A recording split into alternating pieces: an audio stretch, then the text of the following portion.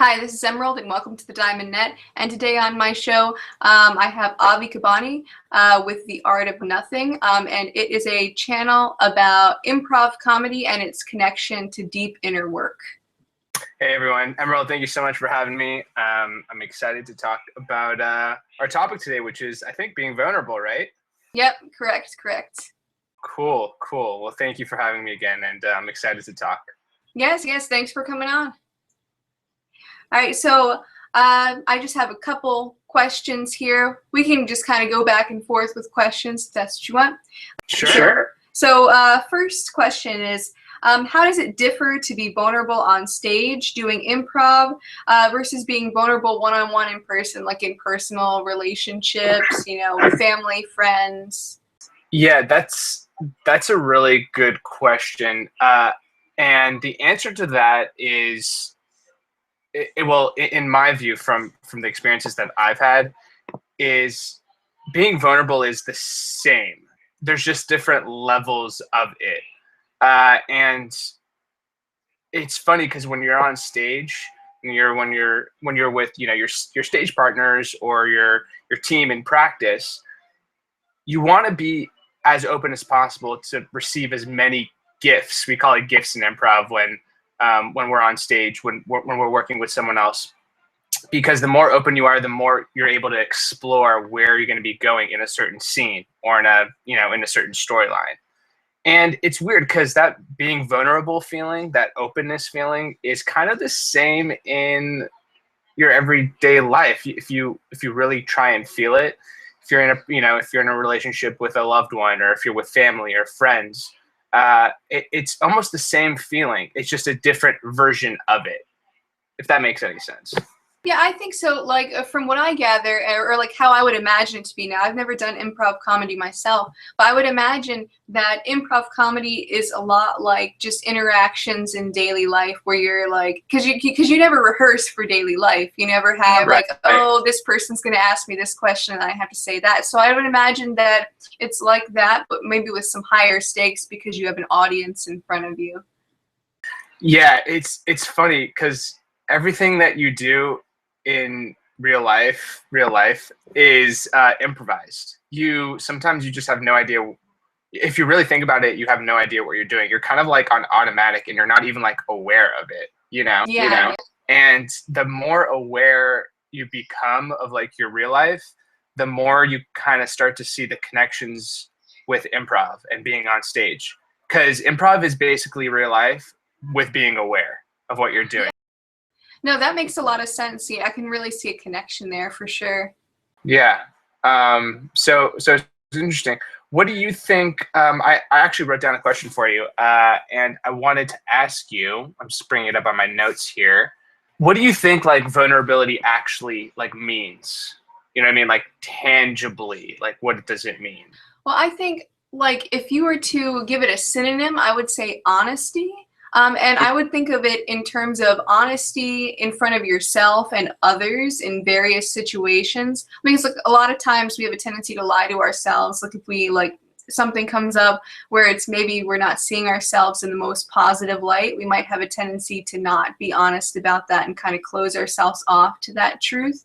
But then also, like in life, you see different things and you have different things happen, and maybe you feel emotions that if you feel like you express them, and you were really honest, maybe you would fear judgment and fear ridicule. So what vulnerability is basically in the face of any kind of fear or any kind of possibility of negative judgment, being able to sort of lay yourself bare and really be honest with yourself and others. That's really interesting, because I feel like vulnerability is the start of like personal development and spiritual development, and in improv comedy, because you need to be open to start changing stuff, with yourself. So that's a really good point, and I never really thought about it that way. Yeah, I think so. I think in order to really be able to start doing inner work, radical self-honesty is definitely important. I mean, of course, like any kind of honesty that you can give to somebody else is going to be limited by how honest you can be with yourself. Like, prior to the experiences that I talk about sometimes, like I had this identity, like I was like, oh, I'm always honest all the time, and I really strove for complete honesty. But what I realized during that experience was like, oh, I lie to myself all the time. So like there's like a cap on how honest I can be and a cap on how vulnerable I can be, because I'm not allowing myself to be vulnerable and honest with myself. So doing that inner work really takes a lot of like just radical self-honesty and being able to just kind of let the chips fall where they are and really call a spade inside of yourself. I couldn't agree more. And actually, this is kind of interesting because I know you do a lot of out-of-body experiences and sleep paralysis. Do you think there's a deep connection with being vulnerable in those states of consciousness? Well, I've always wondered if, there was some kind of connection behind being self-honest and being able to get into that state, but I'm not sure if there actually is one. But I know that I have mostly two types of sleep paralysis experiences. One is where I wake up and I'm just terrified to move and I keep my eyes closed and then I just snap myself out of it and I go right back to sleep because I just get scared of what I might see, or, and I think a lot of that reflects maybe some fears in myself to see my own shadow.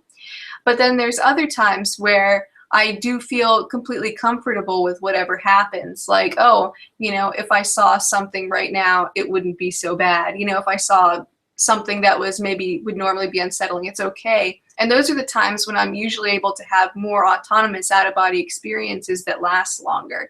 So I do think that being willing to be vulnerable, because you never know what you might see, and you never know exactly how much that's your own inner demons showing themselves to you in that state, I do think that vulnerability has a lot to do with the ability to be autonomous in that state, for sure.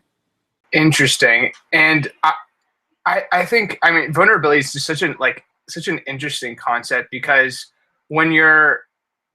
it's fine when you're already open, right? And you can accept things, but the second you close up, that's when you need to be vulnerable the most, And I feel like especially in sleep paralysis or even in improv comedy, those challenging moments is when you're tested, and you need to open up even more. Yeah. So yeah, definitely. I do personally find that difficult to do. And I think I'm trying to be more aware of this, because I think in the past, up until maybe about, I don't know, maybe a little bit less than a year ago, whenever a negative emotion would come up, it was always like my number one impulse, oh, let's try to make myself feel better, or to try to maybe deny to myself that I'm having a negative emotion, because I think it paints me in a negative light, particularly if I feel like anger or something like that. Or, I just, because I always had this strong attachment to, oh, I want to be a nice, calm person. So whenever anything comes up that's like contrary to that, I think I have some really deeply ingrained, like, oh, I can't feel that way. But now that I'm more aware of that, I'm trying to allow those emotions more and to really be aware of exactly what's going on with them, instead of just demonizing them and like pushing them away. So I definitely agree that, just allowing more and, kind of making space for your emotions to be there and for whatever is in your internal experience to be there. It's very important, especially in those more closed up times. absolutely. And I think vulnerability is something we can all practice in real life, or if you're trying to do, out of body experiences or improv comedy. There's practical ways to which you can be more open. And Yes. especially like in some improv practices that I've been in or have experienced, there's a couple exercises, and one is like literally just like just opening up your hands and your body to like allow things to like affect you and to be open to things. So it's like there's like a physical Physical posture, like yeah, the actual like the actual physical posture of just opening up your body is something that sounds almost like kind of like out there a little bit, but if you actually do it over time, you do start to feel more open. And it's interesting, So there's definitely a link there between our physical, our physical body and like our mental, emotional states, I agree. Actually, I was watching another YouTuber, and his name is Aaron Doughty or Doty. I'm not sure how you pronounce it, but he was mentioning like one of the things that he does in the morning when he first wakes up is he smiles for 2 minutes straight, like just not because of the emotion, because apparently like your brain doesn't know the difference between like a real smile and a fake smile. So after a while of like fake smiling, it starts to send out the same kind of neurotransmitters and the same like neurochemicals. Now I haven't fact checked that or anything, but I do find that interesting. Yeah, no, definitely. It's funny that you say that because you can do the same thing with thoughts almost. If you have a negative a negative emotion or some just really strange thoughts that you don't want to be thinking about, if you just start thinking about something else, your brain will switch to it and try and focus on that. Of course, it takes repetition and practice to get really good at that because your mind wants to attach itself to like that emotional thought, right? But eventually you'll start to separate it and you'll be able to see the difference, right?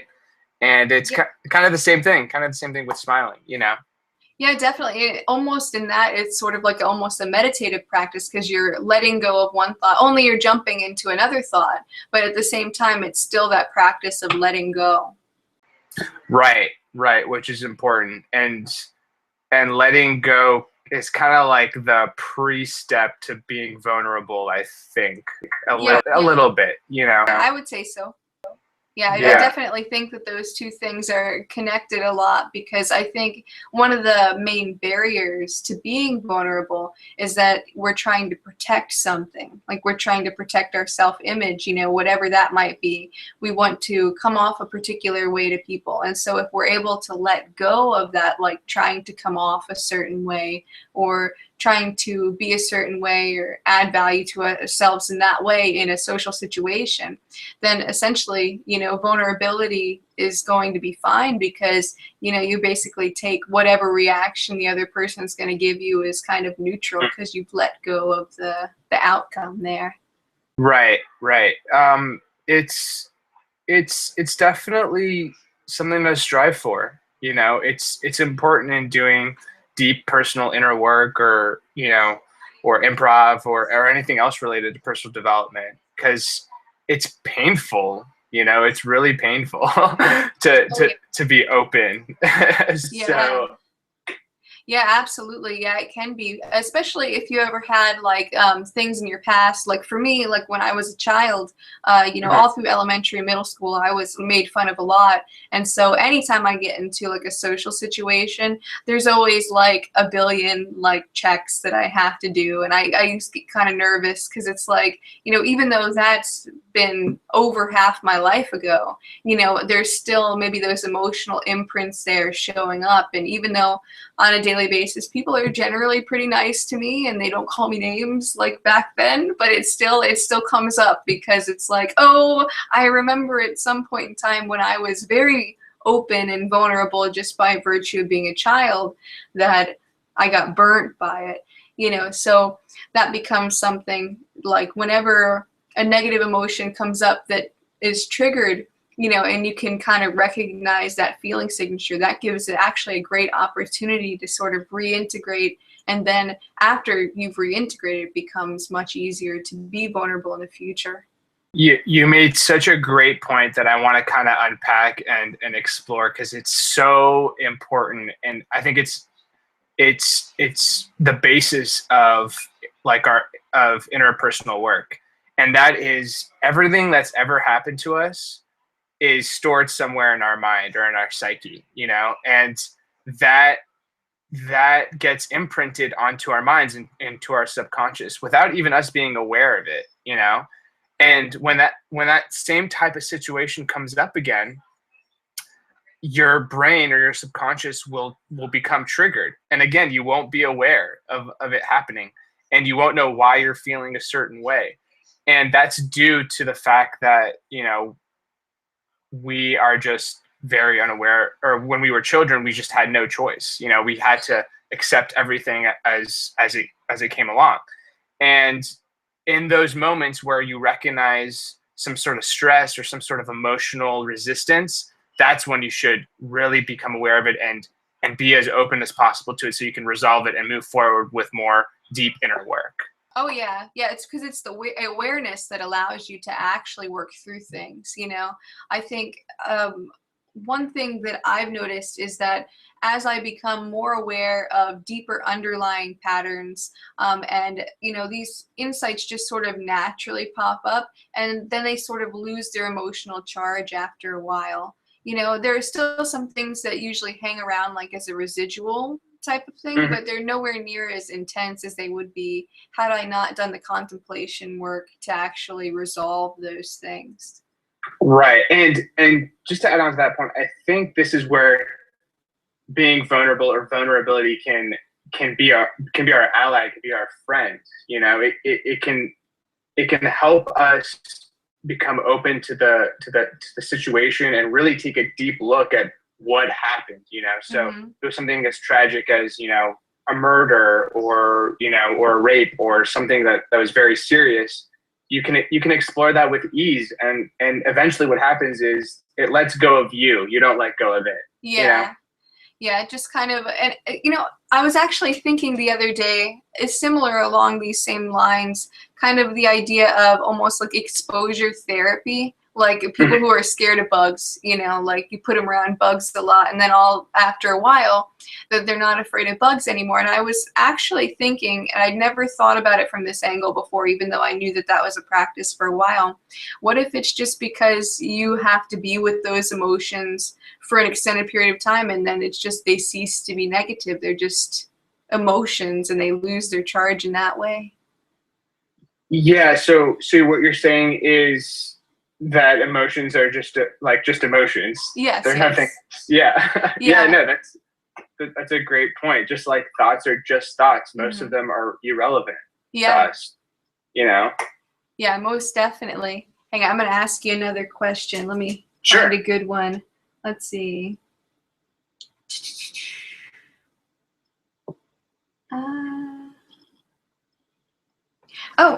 This one's a bit more on the personal level. What barriers to vulnerability have you experienced in your life in the past, and how have you moved past them? That's a great question. There's been a couple. When I first started doing improv, I was super, super nervous and scared, but I knew I had to do it. You know what I mean? Like, I just knew that there was this fear in me that I had to overcome. And I think what really helped me was just taking action on those specific fears that I had and really seeing them through and busting through them. And currently I have some other barriers when it comes to relationships and dating. 'Cause that's always a big one. Oh yeah. In college it's a lot easier to meet people, but transitioning that over into real life is a little bit more difficult. So now I'm having a hard time being open and vulnerable to actually approaching and meeting new people. Yeah, that makes sense, because you kind of have to put yourself out there as a guy, and say, hey, so that's that has to take a lot of vulnerability there, because you never know what the response is going to be. A ton. You have to be so open, and I kind of feel like it's the last level for me. Yeah. I'm sure there's more, but I think this is the last level for a while. Yeah, it's the last one that maybe you can see, right? Exactly. I know there's more, but if I get into this level, I'll be able to see the next few levels. But it is something that I've been struggling with since I graduated college, and it's real. The fear and the part of being open to that is terrible, because there's social conditioning that's been layered on top of my mind, and there's been cultural, Yeah, which it's all unhealthy, like in the cultural conditionings relative to dating and sexuality and all that, just very, very two-dimensional, and it's gotta be just more anxiety for you as a guy to be the approacher and to have all that just right on top of you? It's tough. You definitely feel the weight, but again, mind you, 2 years of this, and I've had some successes, more failures than others, but it's hard because I want to put myself out there. I want to show people, not just women, but like also, in the hopes of making new guy friends as well. Yeah. Like, who I am and being open and honest. And it's difficult, but I feel like the more personal work I do, the more, time I put into actually busting through that, eventually I'll get through it. I just feel like there's something missing that I need to implement into my strategy to do that. And I don't know what that is, but that's why we're on this journey. Now, but I think that just doing it is like a really, really good plan, actually. Now, just a little bit of my background. Now, sure. Prior to age 12, I lived with my family, my mom and my dad and my sister, in a kind of middle-class home and everything like that. And I was very, very sheltered. And I always felt behind everyone else because in my hometown, everybody is kind of a little bit more rough and tumble, and they got a lot more like streetwise kind of experience than I did. So I always felt very behind them and sort of stunted in my growth, and like, oh gosh, if they find out that I don't know how to, I don't know, cook anything, that's going to be embarrassing to me. Or if they find out that I haven't done X, Y, and Z thing yet that they've been doing since they were 5 because I'm not allowed to do it, that's going to be embarrassing. And so 2001, when I was 12, my parents split up. Mm-hmm. And after a while, I went to go live with my dad. Now, my mom has always had very, very strict rules, but my father is the polar opposite. And then I also was living with him in a very small trailer park. And so in this small trailer park, there were just like a ton of other kids from, like, let's say age 4 to age 16. And so it was pretty much a dream for me, like from before being incredibly sheltered to all of a sudden now with this very laissez-faire parent being able to go out and do anything that I wanted to. So there was like this, okay, I'm in this, I need to jump right into this and like do whatever they do.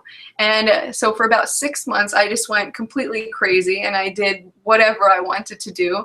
And, it was enough to make me feel like I was like, okay, I'm normal now. I'm no longer sheltered, but then I no longer had to be crazy. And I sort of hit this equilibrium where I was like, oh, this is me. This is perfect. This is exactly where I need to be. And, all of the unhealthy stuff from both ends, for the most part, kind of fell away. So I would say, like, to you to just go ahead, jump right into it as if you were just like jettisoned into the situation, because what'll happen is you'll just get acclimated to it. You'll find your center, and then it'll just be smooth sailing and vulnerability should come naturally.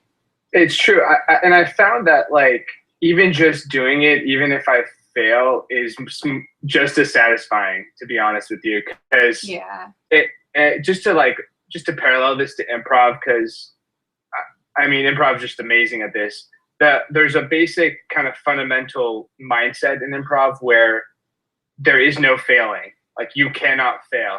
And if you think you failed, you haven't. It's just part of the story, And that's such a beautiful concept, because if you remove the concept of failure from real life, all it is just an action. It's just experiences happening. That makes sense. Exactly. It's just your personal experience happening and doing. And it's something that's really, something that really connects with me, because it can open you up more. But of course, negative emotions and thoughts and anxieties and fears are layered on top of all of that. So you kind of just have to bust through and do it, and not pay attention to your mind, because it will tell you to, like, it'll talk you right out of it. See, it totally will. Yeah, see, because I don't know, like, if I were to put myself in a situation, like, let's say that I were a guy trying to go date someone with just my past experiences, but now all of a sudden, I'm the one socially that's more so expected to approach.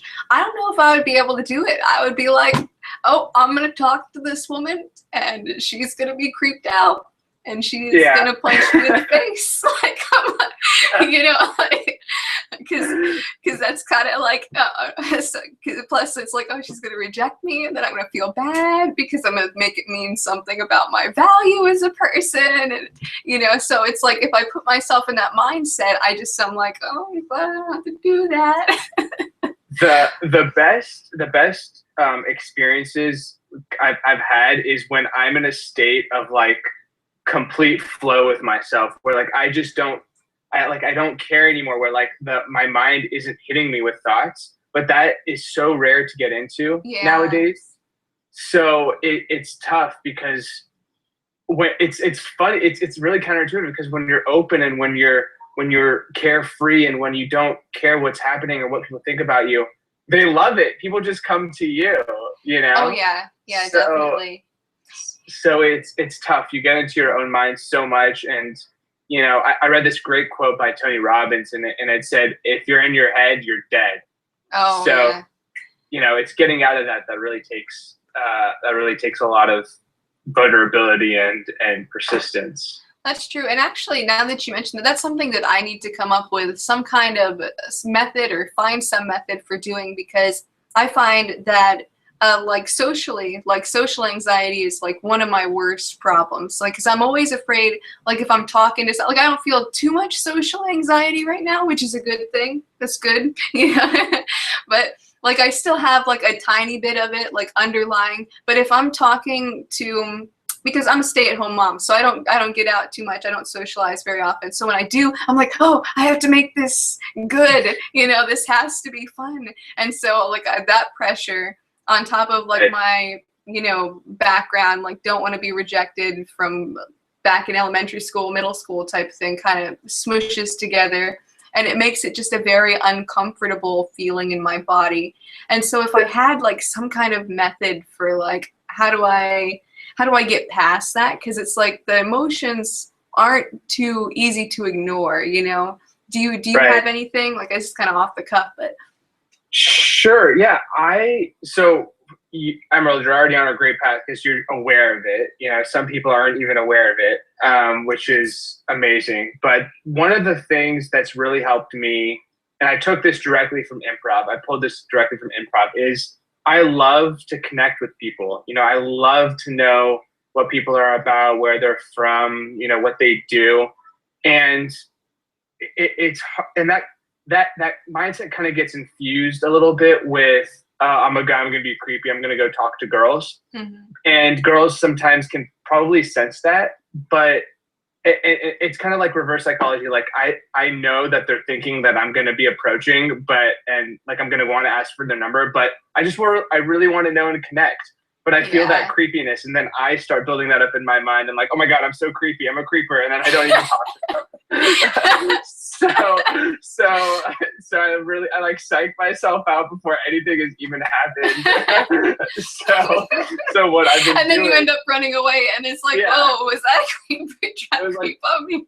And I was like, oh my God, I was such a creep. I didn't even do anything. So something that's like really helped me is just talking to everyone. If I'm it doesn't matter, guy, girl, a dog, even.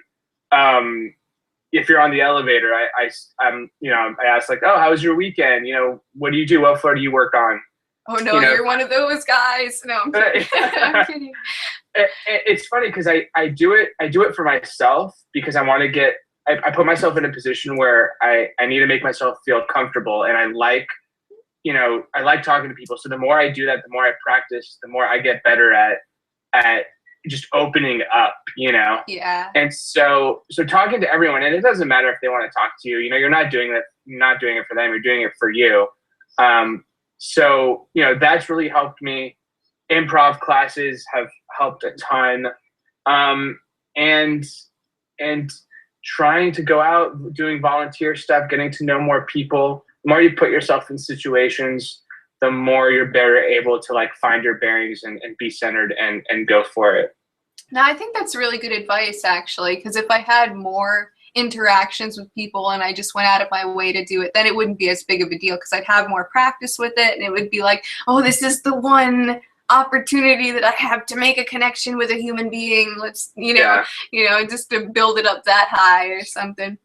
It's interesting. It's definitely interesting. But when you are already involved with someone, like in an intimate relationship, I think vulnerability is even more important. And I haven't been in a long-term relationship. You're married, obviously, so you would have more experience in that. Can you speak of a time where you've needed to be more open to your partner and vice versa? I think one thing that I've noticed, and I've had 2 long-term relationships. One with my husband, we've been together 6.5 years. And then my ex-boyfriend, before I was with my husband, I was with him for 4 years. And what I noticed is that we were always, and it's better with my husband now because we've been like working on these things. But I find that there's always like these almost like holding back points, like these like kind of like points where, even though you live with a person, a person, it's like there's like almost like a barrier just in certain aspects, where that person might have had traumas in the past and maybe they're not so willing to share, even if you are that close to them, maybe not even something that they know about themselves personally. So those areas I think are great. If the other person is willing to open up about those areas and to connect. And I think the main thing is just to give them the space to do that, but not to be too eager, because, if you're the other partner and you see that your partner typically holds back in certain areas, and then they start to open up a little bit, then you're gonna be like, oh goodness, now it's time, So it's just like being able to give people space to allow their vulnerability to like sort of unfold naturally. But it does become easier to share certain things, with your partner, most things that you're comfortable with in general, you kind of fall into a routine and, you're not too worried about what that other person thinks of you. So you can be more open and honest and sometimes even maybe get a little bit ugly or, that type of thing. But that's good because if you're able to recognize those moments of, okay, I need to back off and they need to open by themselves and then I can approach, that's good, because if you approach and they're not open, then just resentment's going to build, Yeah. And it's not going to be as loving. The best thing to do is just leave it alone, come back at a different time. And if they're open and willing, they'll talk to you, they're hopefully, that your partner, you guys love each other and want to support each other. And it's just part of a relationship, it's a balancing act. Yeah. And I think it's important to realize, because I think most everyone has those little areas where they keep things from themselves and they keep things maybe from others, maybe even in an unconscious way. And so when they finally start to like break open a little bit, if you try to get right in there, they're going to just go close right back up. So it's like always kind of a delicate thing. Now, this has been, I think, a recent skill for me to develop in the past few years. I was notorious in the past, just kind of like, coming in too strong, too soon, like, hey, you're finally opening up about this. Awesome. Let's talk, but, those are old wounds, so it's like that's important to keep in mind, that it's like they're exposing their wounds. Right, no, absolutely. But it's great because if you have a partner willing to work on those things, then it will be easier, Yes.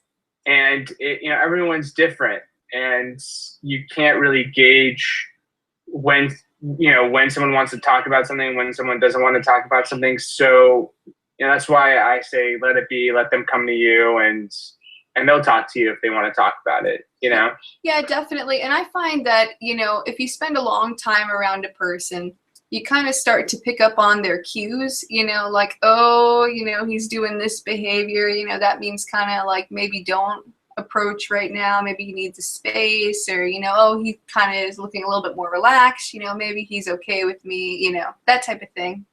Mm-hmm. Yeah, it's great. But once you're both in it together, once you're completely open, whatever that means. And I don't think I've ever been completely open to everything, because that means you have to be open to pain, pleasure, everything in between. Yeah. It is, I'm assuming it is just a beautiful feeling, you know, that you both can just melt like into each other, basically. You know, it's something that's happened on stage for me, at least, I think, in many, in not obviously in an intimate way, but in a more story-based driven way, you know? And I think, you know, when it comes to like really being intimate with another individual, you know, it comes down to like a sort of melting away of egos and kind of fusing with that person. And actually, like on the sexual end of that, like with tantra practices or like practices in alchemy, a lot of that had to do with taking down the ego of both individuals so they can meld together and kind of unify. So on the more spiritual end of sexuality, that kind of has to do with that. Yeah, I know that is such an interesting point, because that's like a whole different level of vulnerability. It's something that's you're well, the way I understand it, and this is coming from David Data, who's an author, a best-selling author of The Way of the Superior Man and a whole bunch of other, you know, books that deal with sexuality and tantra, yoga, and all that stuff.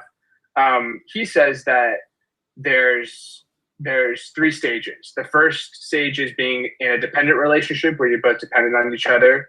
Then the next stage is there's a 50-50 relationship level where you're doing half the work, the other person's doing half the work.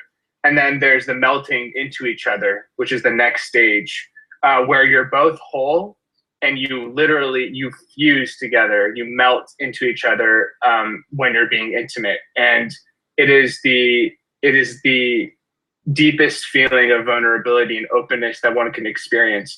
And that's something that is so interesting to me, because it's like taking what I've learned in improv, but like applying it in like a sexual intimate setting. Yeah. No, that makes a lot of sense. Like, and I think, you know, a lot of correlations can be drawn between those two things, or really any interaction between one human being and another human being, you know, where, you know, you really kind of become self-forgotten. There's actually a Hungarian phrase, my husband's Hungarian, and it basically translates to self-forgotten, where you get so lost in the moment and so lost in the action that, you know, basically you forget yourself.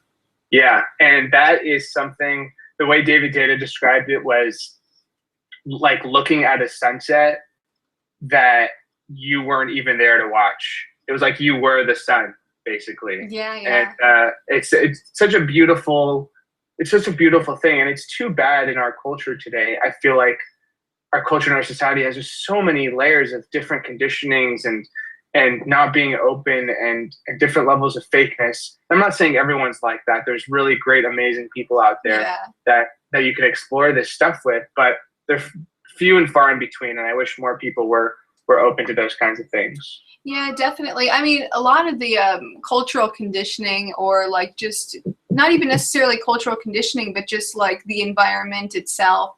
Like there's always in our culture a distraction somehow. You distract yourself with the internet, or you distract yourself on your phone. A lot of people have a phone addiction. You know, various things like that, where you're always trying to entertain and trying to really escape from yourself and escape from life. And I think that's really the underlying unconscious reason why people get so addicted to technology and so addicted to just not being here in the present moment, is because they're afraid of being vulnerable. They're afraid of just being, you know, they have to be doing something, distracting themselves. Yeah, that's such a great point. The mind will pull you in so many different ways, and it's scary because it makes me think, will I ever meet another person who actually knows who they actually are? Yeah, you know? It's like we're so unaware of who we actually are. We think we're our thoughts, and we're not, obviously. But you know, in terms of relationships and sexuality and intimacy, knowing who you actually are is like a completely different way to view a different person, you know? Yeah. So I hope one day that'll happen. Yeah, I mean, it's hard to say because, it's a lot of emotional labor, I find, to go inside. And sometimes, I'm not above it. Like I distract myself sometimes when I feel that, like, oh, I'm afraid of afraid of the self kind of thing.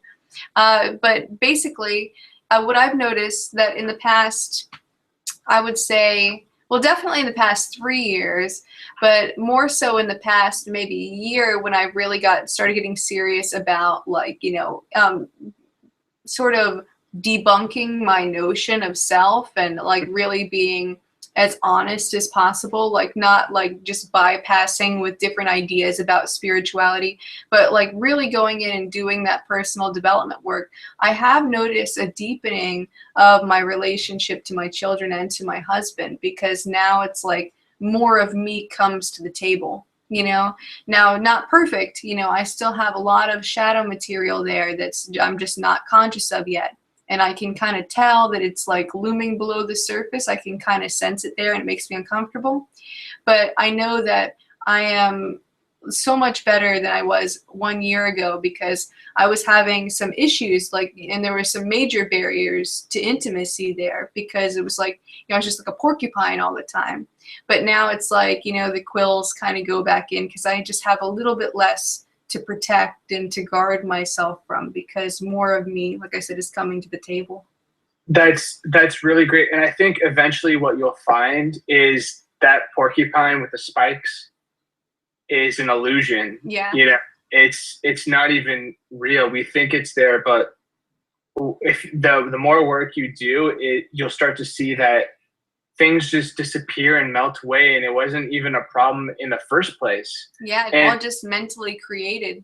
And it's so mind-boggling, because we think we have these problems, but the problems that we think we have, we're not the actual person that has those problems. Yeah. No, it is really interesting. It's just a bunch of thoughts about problems floating around and whatever you call a self, We're so misidentified with who we like actually are, and the second you realize that, and the second you recognize your being and the self, or your real self, I should say, you start to see that you're not just a person, but you are freedom, you are vulnerability, you are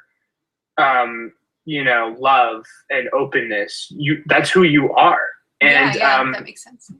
It's tough to get to that point, but you're already that point. You just can't sense it at the moment. Yeah, no, it is really interesting how it's all already there, and it just is there. Even the thoughts that, oh, I shouldn't be, that's just there too, so it's all it's already there, and in a sense, it's like any kind of protection or like a barrier to vulnerability is just a thought in itself. It's not really real. You're already vulnerable regardless of what thoughts you think or allow yourself to feeling particular emotions. Whatever is exactly. And it's actually kind of relieving and comforting to know that. Yeah. Because again, with all the social conditioning, we're so like surface level. We just see what's on the surface. And if we only dug a little deeper and a little deeper and a little deeper, you'd see that it's all an illusion, and you're really just okay, and you're fine, and you're already free. Yeah. No, it is. It's really funny. It's really funny if you think about it like that. Yeah. And just to connect this real quick with improv, because I've felt like this in improv sometimes. If you have really good group mind and a good team behind you, and everyone's like kind of melding like into each other's concepts and stories, you'll get this thing called flow, where it feels like you're not you, like Emerald is not, it doesn't feel like you're doing anything. It feels like something else is doing you. And it feels like someone else is doing the story and bringing things up. And it's such a beautiful parallel to the self, because you can be you, the illusion of the illusory, no, the illusion of yourself is not actually there and there's someone else doing it. And it's such a great parallel. And I just wanted to connect that. No, definitely. And I've had a lot of great experiences with flow in the past myself. I was a painter for many years. I haven't been painting recently, but that was always something like once you do it for about 10 minutes, you really get in this zone where it's like you don't think about time, you don't think about yourself. You're just trying to do the painting, you know, whatever your goal is to do, like whatever decisions you're trying to put down on the canvas, that's what you're with. Exactly. Yeah, that's a great point too. There's so many different ways to get that openness and to get that forgetness of time and kind of that flow state. And Yeah. whether it's painting or improv or, you know, meditating, it's all the same. Gets you to the same place. Yeah, most definitely. Most definitely. Let me see. I'm going to look at my questions here. Look at my cheat sheet. Sure. So looking out at society, which social phenomenon hold unwillingness to be vulnerable at its core, like any current events or past events, is there any like problems in society that you see stemming from like people's barriers to vulnerability? Huh. Yeah, I think the media does a good job of keeping people in fear and kind of closed off. Oh yeah. You know, that's a huge part of it. The tabloids and the magazines and all the distractions, Emerald, that you mentioned I think are part of that. Yeah. And so fear is one, but the distractions are so much more because your mind doesn't want to deal with vulnerability and openness. It wants to deal with, you know, texting or social media. And those things are fine in moderation. But if you really want to have a fulfilling and open life and not have any problems, then you need to kind of set the distractions and the fear aside and then move into vulnerability and into openness. Oh yeah, definitely. And I do think it's just like when you see like a proliferation of various types of media, like just, you know, movies and politics even becomes part of the media and part of our entertainment. And, you know, just like, I mean, everything is so geared toward entertainment that, you know, you can very easily get distracted away from the most important things in life. So I find that it's like probably the most important addiction to break, barring like some very harmful addiction like a drug addiction, but like probably the best addiction that's like an everyday addiction to break and to just kind of cut it down to maybe like an hour a day, or, you know, like if you have work on the computer, to do that at some other time, you know. But really just to be unplugged is, I find, a very rare thing for people in society now. And it's just such a shame because, you know, you miss everything if you're looking at your phone all the time. Yeah, I couldn't agree more. I have a question for you. Okie dokie. Looking at my cheat sheet as well. Yeah. What do you think is the core reason why people are often reluctant to be vulnerable around others? Well, I think, you know, going back to what I had said earlier, it's just like fear of being triggered, fear of feeling pain, and perhaps even pain they felt in the past might come back up. And I think, you know, it's just people really want to be accepted by other people, you know, and if you're self-honest, you know, there's a chance that there are going to be people out there that don't like you. And then that's painful for most people to feel that way because, and I feel like it's painful because deep down, we know that everything is really one thing. And so if another part of your reality, another person is saying, I don't like you, you know, we automatically put validity to whatever it is they're saying.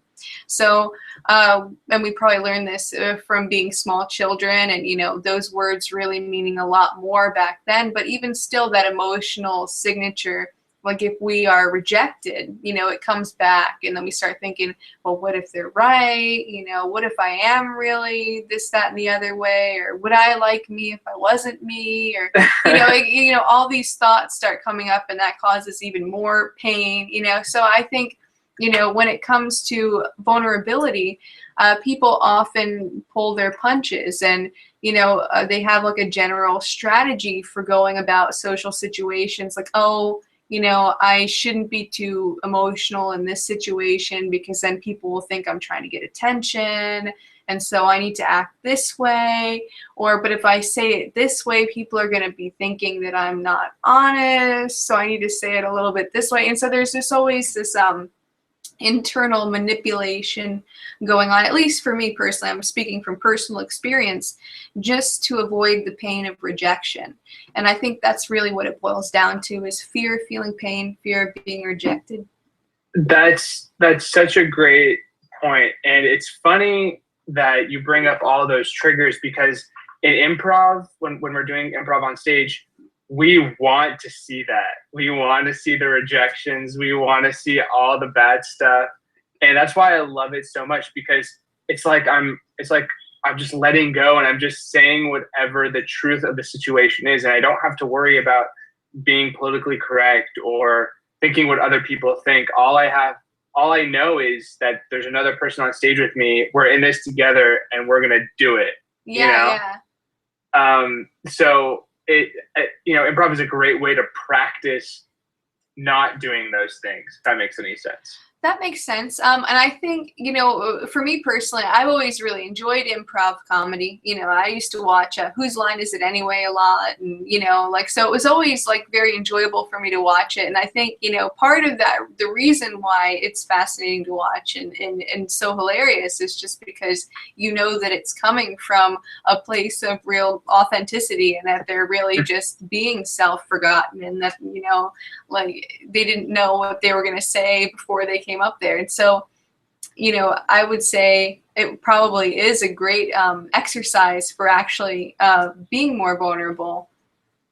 Absolutely. Couldn't agree more. And just your point about some people not liking you, or people rejecting you, that's gonna happen all the time. Oh yeah, you never please everyone. That's for sure. And that's just reality. Yep. That's what it is. And the more kind of work I do on myself, the more I come to see that how much I kind of appreciate almost being rejected, because it's like, oh my God, like reality, yes, this is real. This is reality. I'm like in it, and this is what's so amazing about it. Like I can get rejected. I can, have exciting experiences. I can have bad experiences. And that's what everything's made up of. Yeah, definitely. And it gives like contrast for the good experiences too.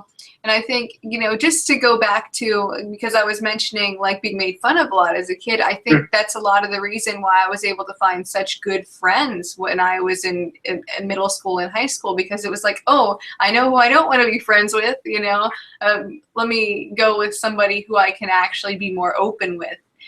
So, if you have that kind of contrast in your life, like, oh, this is kind of what I don't want, it just makes it all the more clear what you do want. Absolutely. I couldn't agree more, but it's important to realize that, these types of concepts and ideas, they take time to develop in a person, and it's not going to happen overnight. So, a really daily commitment to digging deep and doing whatever exercises, whether it's meditating or drawing or doing art or doing improv, is that's something that needs to be reinforced more and more. And the more you dig, the more open and honest, and the more you'll see reality for what it actually is. Yeah, definitely. Yeah, I couldn't agree more. Emerald, this was so great. I can sit here and talk to you forever about vulnerability and personal development. So I really thank you for having me on the show, and I hope we can collaborate in the future about more interesting topics, and just keep digging deeper and having other people experience what we've experienced. Yeah, most definitely. Yes. Thank you for coming on the show, and I think it was a really great conversation. So if you're interested in improv comedy, or if you're interested in any kind of consciousness work, make sure that you click the icon below and go ahead and subscribe to Avi's channel, The Art of Nothing. And there should be like a little thing in the bottom corner. So you yes, a little card in the corner where you can click and you can subscribe to him. And if you want to subscribe to my channel, The Diamond Net, if you're interested in consciousness work or maybe out-of-body experience or anything that really relates to human psychology, definitely go ahead and subscribe to my channel, The Diamond Net. But other than that, that's all we have. And until next time, Thank you. Thank you. All right. All right.